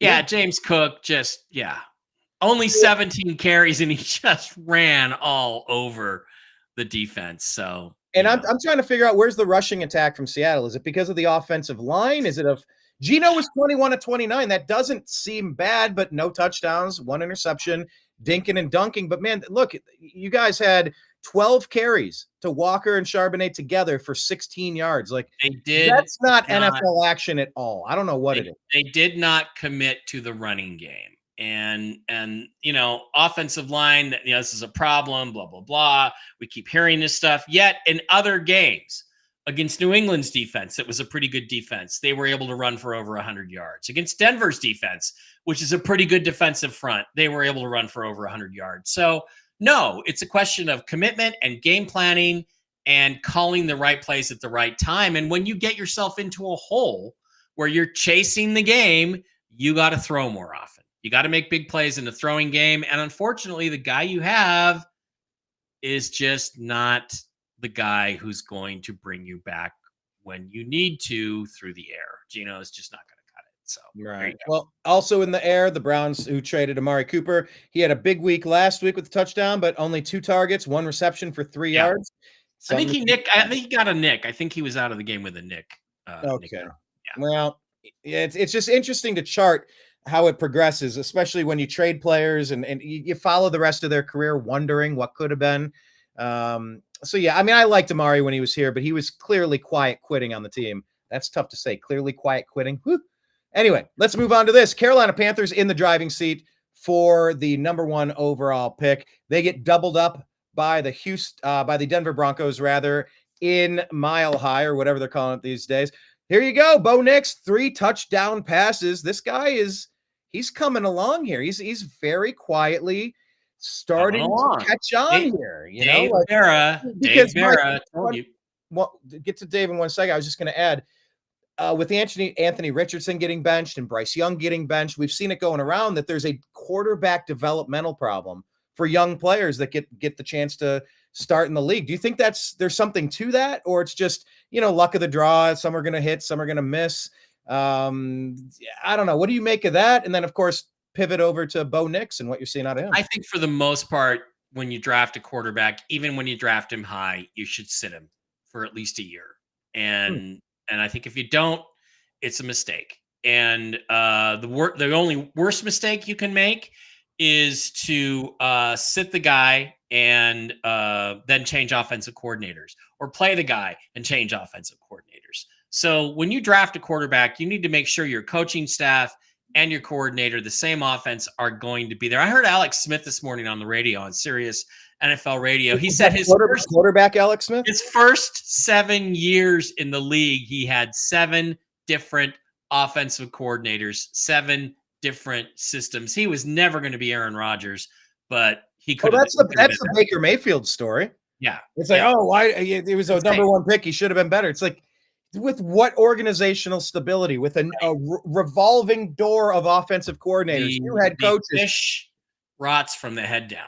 Yeah. Well, look, Bo Nix, he threw for 3 and he ran for 1. Like 100% of the touchdowns were Bo Nix here. I'm kind of impressed with the kid. Dave Bara, after we saw him and Michael Penix play down here in Allegiant at a Pac-12 championship game, he said that guy's a first-round pick. Penix is a high first-round pick. Bo Nix is a first-round pick. A lot of people Rob Staten, who's a big Seahawks blogger. Oh, Bo Nix is shit. Well, I don't know, Rob. Do you think Bo Nix was crap this week? Do you think he was shit this week? Because I don't. And he's got the talent. His feet are good enough to get him out of trouble and scramble, and he can find guys on the run. So good for Bo. I'm glad to see him succeeding. I thought he was worth taking as a first round pick, and I'm glad he's proving me right, because I like to be right. Absolutely. And if you look at the last 5 games that they have played, Bo Nix and the Denver Broncos, look at this. I mean, a win against the Panthers, a win against the Saints, a win against the Raiders, a win against the Jets. Now, these are not behemoth teams, but they went 4-5 in the last 5 weeks. Like, that's good. You're beating the rookie that you have a chance to beat, and that's all you. With a rookie quarterback, and now that he's starting to throw touchdown passes, that's the most important thing a quarterback does. Yep. By the way, Jim's saying, "Hey, Panthers were 1-11-1 straight up on the road, so we should have seen that one coming with the Panthers." Yeah, good point. Also, Javonte Williams, somebody who I've had stashed because of injuries on my dynasty league. He kind of fell back to earth. He had a big week last week, but keeping an eye on him and Chuba Hubbard and, a couple of these players. But other than that, I mean, just look, Denver's 5-3. They are what their record says they are. Good for them. I'll never root for the Broncos per se because of what John Elway did to Bernie Kosar in 2 back-to-back AFC championship games and 2 easily winnable Super Bowls, but I digress. It is nice to see some young players succeeding. Of course, the final storyline there was that Bryce Young did get a chance to get back into the game. Andy Dalton had a car crash injury, so that kind of necessitated or facilitated the reason why he went back in. 2 touchdowns, 2 interceptions. I mean, he's still a quarterback that needs some work, but everything on the Carolina Panthers needs work. So it's kind of tough. How do you fully grade a player on a totally trash team? Yeah. I don't know. Why am I so big, Brian? I'm too big. You grab yourself and toss you there. There you go. Okay. Right. Stop being big. Okay, let's talk about this big guy. All you see on the NFL. And how annoying is this? The NFL has 100 awesome personalities that they could market, but all they do is give us Travis Kelce and Patrick Mahomes and Taylor Swift. Yeah. I mean, come on, NFL. So anyway, regardless, there was a game that was played. The 2-6 Raiders lost this one by a touchdown. The Chiefs remain undefeated somehow. Mahomes gets 2 touchdown passes here. I mean, we know the Raiders are not very good. Yeah. We know the Chiefs are great at winning Super Bowls and getting fair treatment, super fair treatment from the referees. But what else did we take away from this game? The Mahomes I don't know if we talked about this last week, but I think I talked about this the other day on one of my other shows, which is that Patrick Mahomes leads the NFL in one critical statistic. That statistic is, and this is all time, he leads the NFL. Nobody has ever had more interceptions overturned by the officials than Patrick Mahomes. 22 in 6 years. Tom Brady, by contrast, played 22 years and only had 16 interceptions overturned. So if you don't think Patrick Mahomes is getting the benefit of the doubt from the referees, you are smoking whatever the hell Kamala Harris put up her nose when she did that interview this week when she was all coked out. Well, anyway, Raiders just aren't very good. And the Chiefs are not great right now, but they were good enough to beat the Raiders. And to me, that's all this game comes down to. What do you make of the wide receiver issues with the injuries, the trade? Oh, well, but I mean, Brock Bowers, probably the offensive rookie of the year at this point. What do they have? Yeah, 5 catches. Again, didn't have a touchdown, but Brock Bowers is terrific. And, good for them. They just made a huge mistake not taking a quarterback in this draft because the Raiders are not going to be good until they get one. And they should have taken a risk. I hate to keep saying his name on Spencer Rattler. They had a couple opportunities. They should have taken him. Seahawks should have taken him, but yeah. I also find it interesting. Kareem Hunt, a Cleveland area native who played for the Browns. Nice to see him playing. He gets a touchdown in this game, 21 carries. Not a bunch of efficiency, but he did punch it in. This is just another guy that could have stayed on the Browns, just like Joe Flacco. But I don't know. Their general manager think they're the smartest people in the room, and I don't understand. I think the Browns have been criticized. Like when you build up a little bit of team culture, a little camaraderie, they're just, well, Deshaun Watson might be better, so we're going to add these players. We're going to get rid of Kareem. It's like when you lose some of the fan favorites, the people who are related, you become brothers with these teammates. Right. Well, no, it's not always addition by addition. When you're getting rid of players and you're discounting the camaraderie and the partnership and the loyalty, the leadership. Seahawks shared have experiences. no leaders. They have no leaders on this team at all on the roster, and that's the critical thing. So yeah. Now this one might be the craziest game of the week. I don't know. Is there a way to click this without watching this? This is weird. Normally, where I click it here, there's just a video. Let me go to the Gamecast. This was the craziest game of the week. Wow. Yeah. This was the Hail Mary that you almost couldn't believe it was happening. And you had a clown down in the bottom yelling at fans, not paying attention to the play. Jaden Daniels launches this to Noah Brown. I believe it goes off the hands of the guy that was taunting. The guy that was making that was dancing around, touchdown. Absolutely incredible. Jaden Daniels has it. Whatever it is, he has it. I saw it with Russell Wilson first time I saw him play. You've got it, buddy. We're going to win Super Bowls with you. Same thing with Jaden Daniels. Caleb Williams, not so much. But, maybe there's still a future there with Chicago. What an amazing end and just a fabulous game. And that's what we watch football for. We like these last second. We love sometimes we have favorite players, favorite teams. We're gambling to there's different reasons why we root for different things. Right. But when there's something so exciting to happen on a final play, it's like, that's why you never give up. As long as I have a breath in my lungs, I'm going to fight. Which is why taking the onside kick out of the game is the stupidest fucking thing I've ever heard in my life. I agree. I don't like that at all. Please let Roger Goodell be guilty of some felony where he can go away to prison for 25 or 50 years so we can get him out of the commissioner's post because he's ruined football. If we could catch him rigging games against the Cleveland Browns, I would love to see that happen. That would be awesome.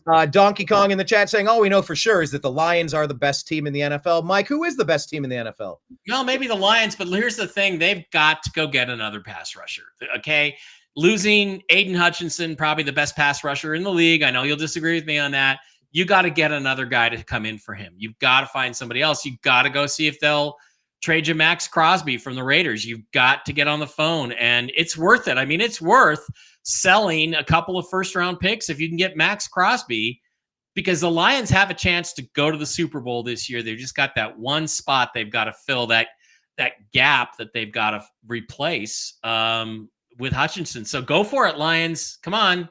Everybody's watching. What are you going to do? What are you going to do? No, that's a good idea with Max Crosby. If the Raiders are still trash, but then again, Max Crosby is an anchor on that defense. Do you want to split that up just to grab an extra pick or two, or do you try to build and keep one of the best players in the league? It's tough. You got to look at it as when a guy gets to be in his late 20s, that's his peak value. You should think about moving him unless you're a serious contender. And the Raiders are not going to be serious for several more years to come. How serious of a contender are the Redskins being 6-2? Not serious, but they're pretty good. They could pull some upset. They definitely look like a playoff team, and they could pull some upsets in the playoffs. They absolutely could. So you got to be with Jaden Daniels.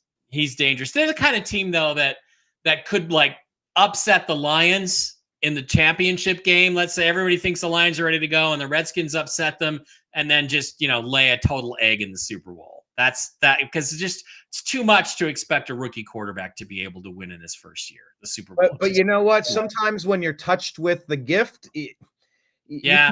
we've seen it before where players have magical seasons, magical runs. And look, Washington 6-2 leading their division. They're better than the 5-2 Philadelphia Eagles by half a game, of course. Yeah. But I mean, clearly head and shoulders above the Cowboys and the Giants. So yeah. Good.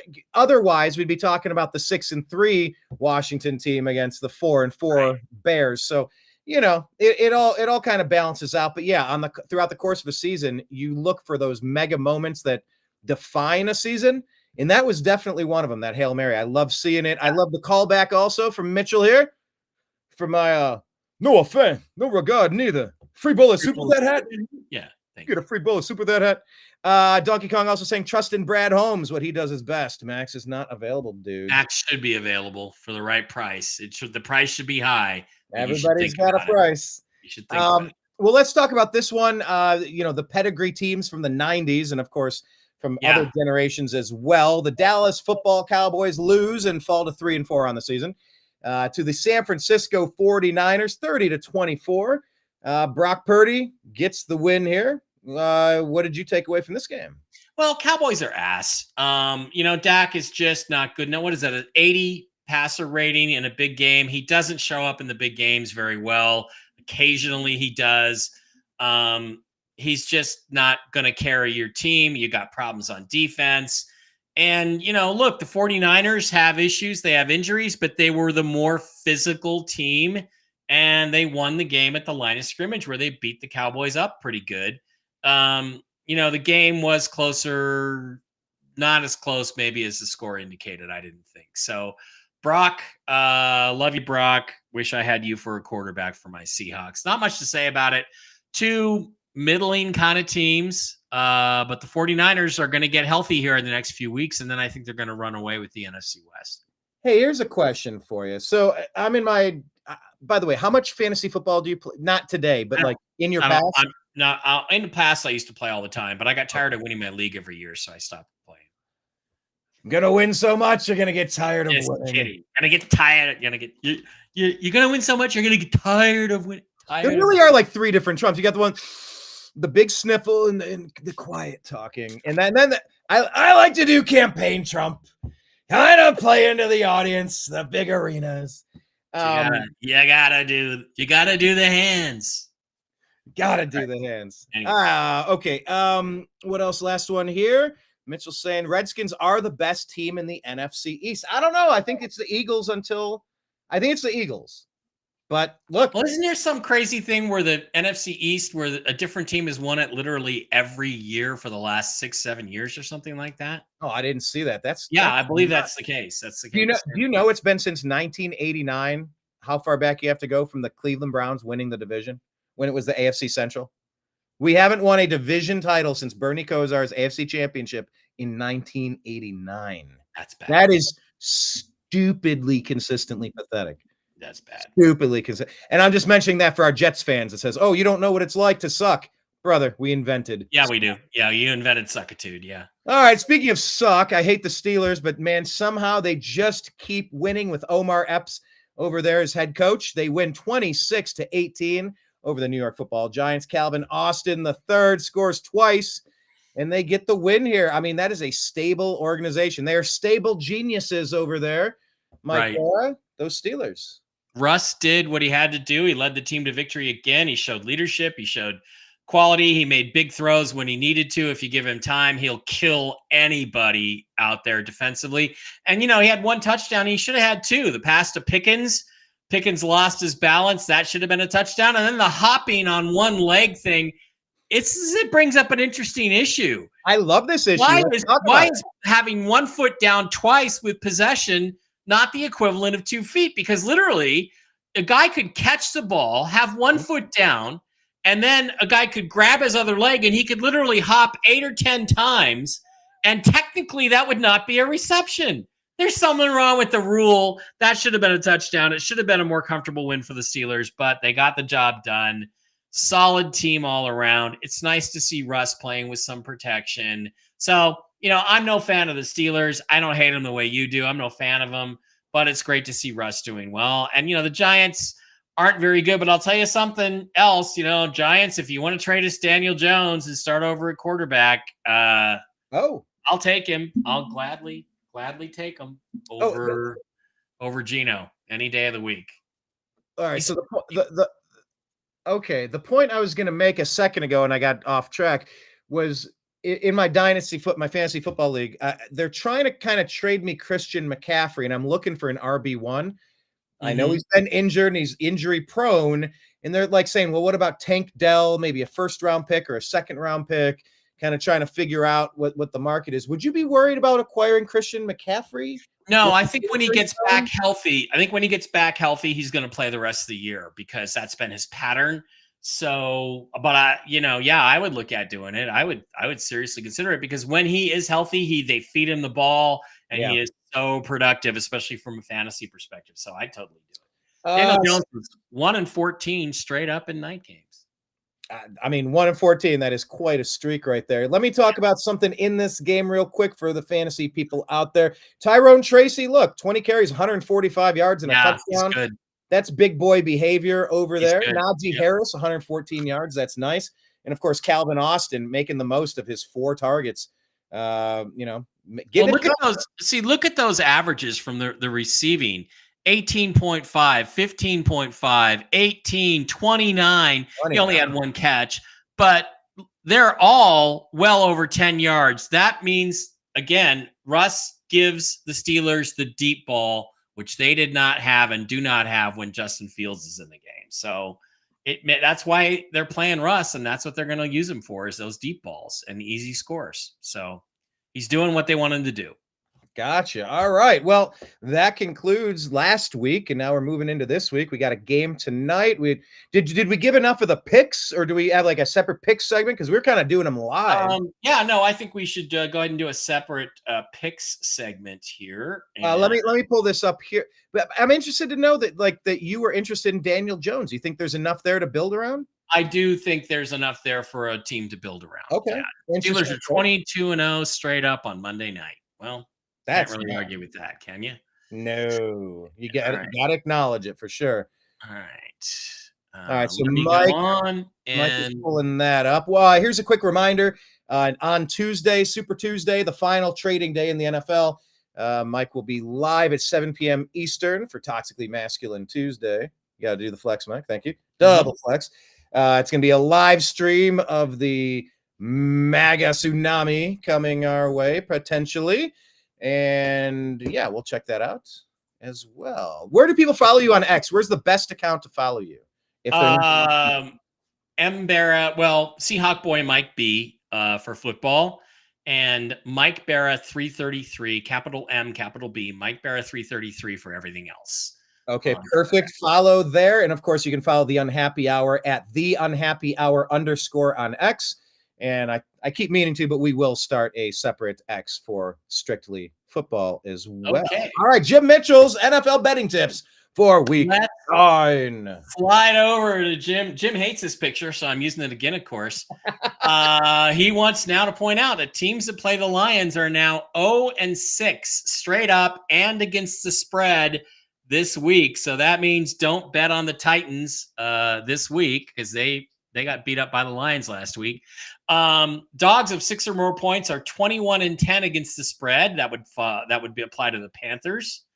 Tua is 1-8 straight up in 50-degree or less weather. Okay. Dolphins are 6-19 against the spread as an underdog.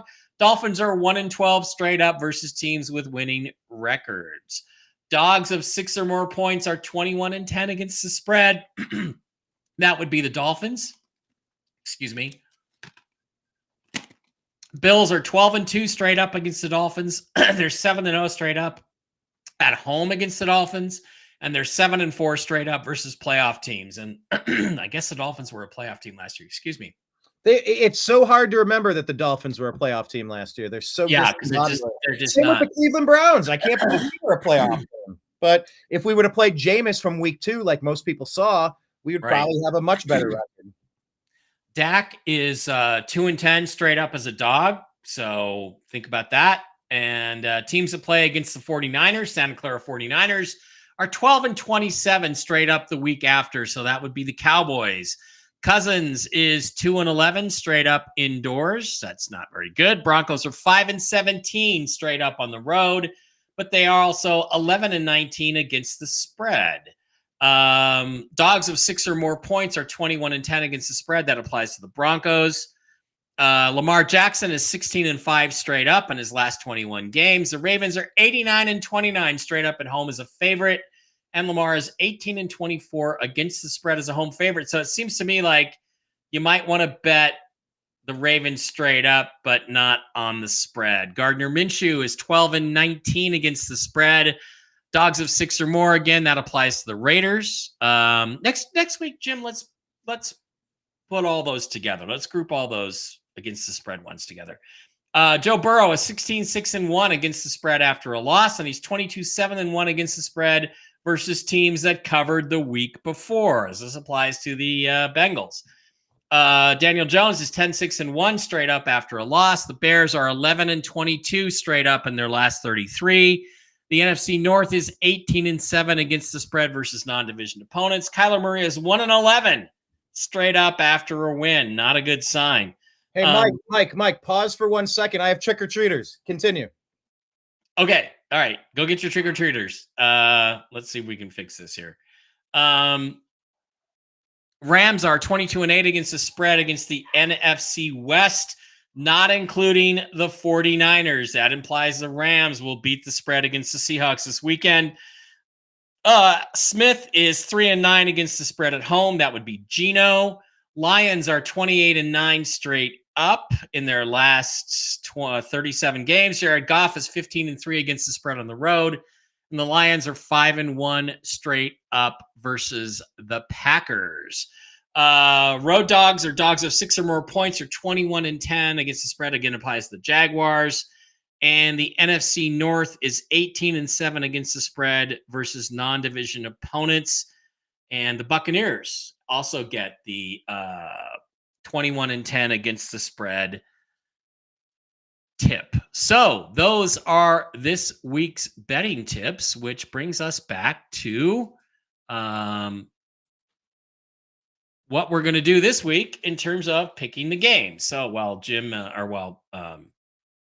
Brian is going and getting his trick-or-treaters, filling their little bellies with candy, let's go to the NFL Game Picker and look at how we did last week. Well, folks, last week in week number 9. By the way, pause, Mike.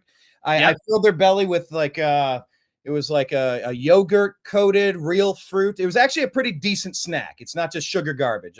High fructose corn syrup. I got them something cool. Nice outfits too. They look neat. Nobody wants a something that's healthy for them on Halloween, Brian. But it's so good. They're actually really tasty. Yeah. Anyway, I was 11-5 last week, if you can believe that. If I just bet all these games straight up, $20, $25, I'd be really well off for week number 8. So I was 11-5 for the week, 81-42 for the season.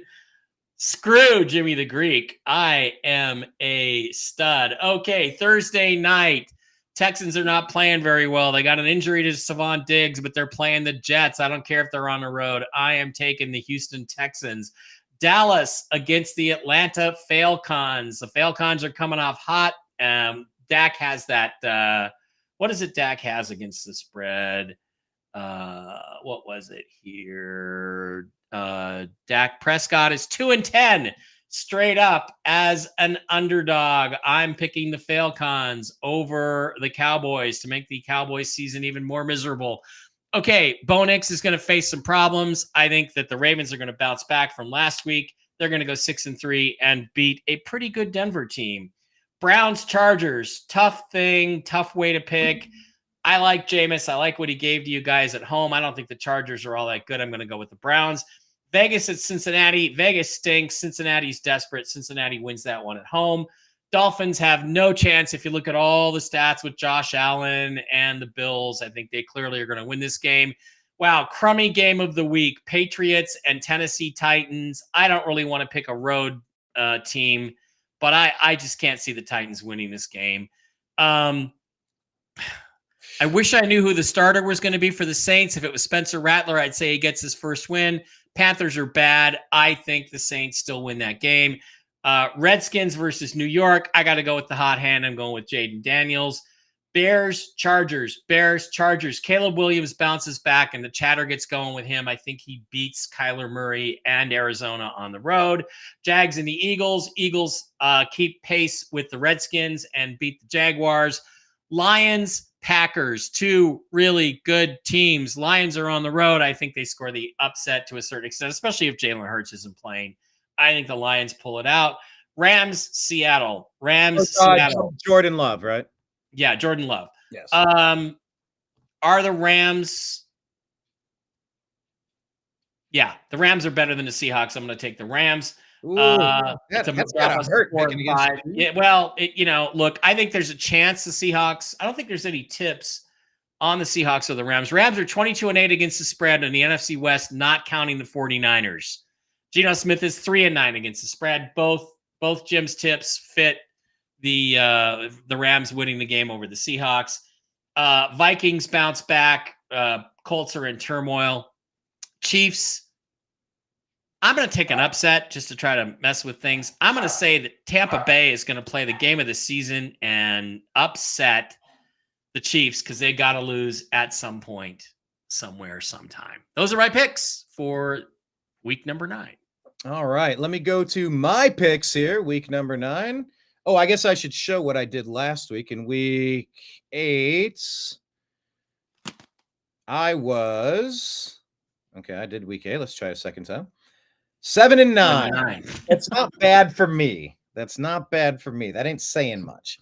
Yeah. But if you look at on the season, I'm 52-71. I'm down 19. I got to make up some room here. So here's where it begins. I'm going to get back to Houston, New York. Dallas and Atlanta. I'm picking the Falcons as well. Kirk Cousins is really just he continues to prove me wrong. I don't ever give him his flowers, but he's just stabilized that franchise. Just think last year how much chaos the Falcons were in. Stabilize the quarterback position, and you got a shot every week. Yeah. Last week the Baltimore Ravens were without their top 2 cornerbacks, their top 2 defensive backs, and it showed. Letting Cedric Tillman have a career day. Bo Nix is on the upswing. I'm picking Denver here in an upset. I think Baltimore's they're a beatable team. We just watched it. So I'm going to go ahead and say Bo Nix gets this one. I'm going to say Cleveland gets this one.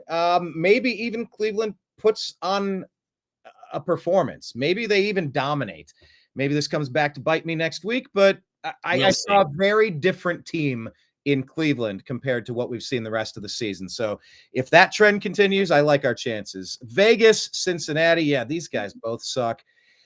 Good. Take the home team. When both teams suck, take the home team. Yeah, I'm going to take the Bengals. They're not as bad as 3-5. They've just haven't been able to put it together. Now, here's one. I am really tempted to see Tua and kind of stabilizing this thing at quarterback. I'm going to go ahead and pick the Miami Dolphins doing an upset here against the Buffalo Bills. I just think you're going to see Tyreek Hill bust out. You're going to see some more running game out of them. I'm going with the upset. New England, Tennessee. I can't pick Tennessee until they show me something. They're not showing me anything. No. New Orleans, Carolina. Speaking of not showing me anything, let's say Bryce Young pulls something out and shows me something. 2 touchdowns, 1 interception last week, but there's really no quarterback here in New Orleans. Spencer Rattler got benched. They don't know what they're doing. I think this is the more stable franchise in this matchup, shockingly enough. Washington, New York. I'm going to go Washington because they are. Say with the hot hand, yeah. Say with the hot hand. Look, I like Chicago. They've without that random miracle Hail Mary pass, they would have had this win. However, I think Arizona is going to get it done. I think they're the better team for now. Maybe at the end of the season it'll flip, but they are roughly similar teams in my book. Here's going to be one of my upsets of the week. I think Jacksonville, they've been getting really close. The games they're losing, they're kind of close. Maybe they're a 4-4 team in disguise. And if that's the case, maybe they give Philadelphia something they're not expecting. I think Jacksonville is much better than their 2-6. So I'm going to go with an upset there. Detroit at Green Bay. Yeah, backup quarterback. Perhaps I'm going with Detroit. They're looking really nice this year. LA, Seattle. I'm picking LA. I like Cooper Kupp. They're a totally different team with when Matt Stafford has a couple of good quarterbacks. Minnesota is going to get but it's Joe Flacco. I'm going Flacco right here. Vikings in a bit of a free fall after their really hot 5-0 start. And I think there is Flacco magic. He is elite. He's an elite quarterback, some people say. And how about Tampa Bay getting this upset victory, handing Kansas City their first loss on the season? Why not? Let's go ahead and pick that one. Back to Houston and New York. I'm going to pick the New York Football Jets. I think Devontae Adams gets a huge game out of Devontae Adams. I don't think the Jets are this bad. They are too talented with Breece Hall and their wide receivers. They are Garrett Wilson. They are better than what they've shown us. I think they finally put it together with some camaraderie, with a couple of weeks of practice with Devontae Adams. I'm going with an upset. I had to pick a couple upsets because you know why, Mike? I am trailing you by. And you should have taken the Chiefs. You should take the Chiefs then, because I picked Tampa Bay, so I stole your pick. You should take the Chiefs. You want me to switch? Yeah, so you can catch up. I don't know if I could ever root against Baker Mayfield. I don't even know if it's in my soul. So, all right, we got trick-or-treaters coming. A lot of things going on. We're a couple days from the election day. We're all very busy. I know Mike is as well. Any final thoughts? Anything you want to tell us to follow? Show notes? Anything coming up? Any appearances this weekend? You want to? No, Seahawk Boy Mike. Just everybody, on Twitter, Seahawk Boy Mike B, and Mike Bara 333, capital N, capital B on Twitter X. Follow me there. Let's get some growth going on. Watch the video channels. That's about it. I just think, I wonder what the mood is going to be like of the country next week when we do this show, assuming the internet is working and we're doing this show. We shall see. It'll be a very interesting week. And I don't think it's going to be very conventional. I think some very asymmetric, unconventional things are going to happen. So we shall see. I have had this low-key prediction for a while now because I'm very cataclysmic, apocalyptic. There's going to be a grid down. They're going to shut the communications down. They're going to do this, blah, blah, blah, blah, because we saw what happened during COVID. How about, as expected, it's going to be a landslide, and it's not going to – it doesn't even matter what they do in the cheating states. Swing states, they like to call them. I think it's not even going to matter. I think they're going to peel off places like Hawaii and New Hampshire. New York is definitely Virginia. Yeah, we'll see. North Carolina. I think it's going to be too big to even put up a fight or have any sort of hissy fit. I think it's going to be an absolute beatdown, deservedly so. And I think low key, maybe we'll just have a chill election. And it's going to be overwhelmingly decided, so there's not going to be a whole bunch of hanging chads and court cases. I think it's just going to be smooth and an ass whooping like they deserve. But we're going to find out. We'll talk about that on Tuesday. We'll be back for Toxically Masculine Tuesday. Absolutely. Over there. And Mike and I will be back on Strictly Football on Thursday, 5 o'clock, as always. Talking about mostly football, strictly football. All right, Mike, appreciate you. We'll talk to you again soon, everybody. Thanks for tuning in. Thanks for the comments. Follow the Unhappy Hour in all of the places and the Happy podcast. Halloween. I'll see you downtown Fremont a little bit later tonight. Enjoy your Halloween. Have a good time. All right, take care, everyone. Appreciate you. Love you. We'll talk to you again soon. Take care. Peace.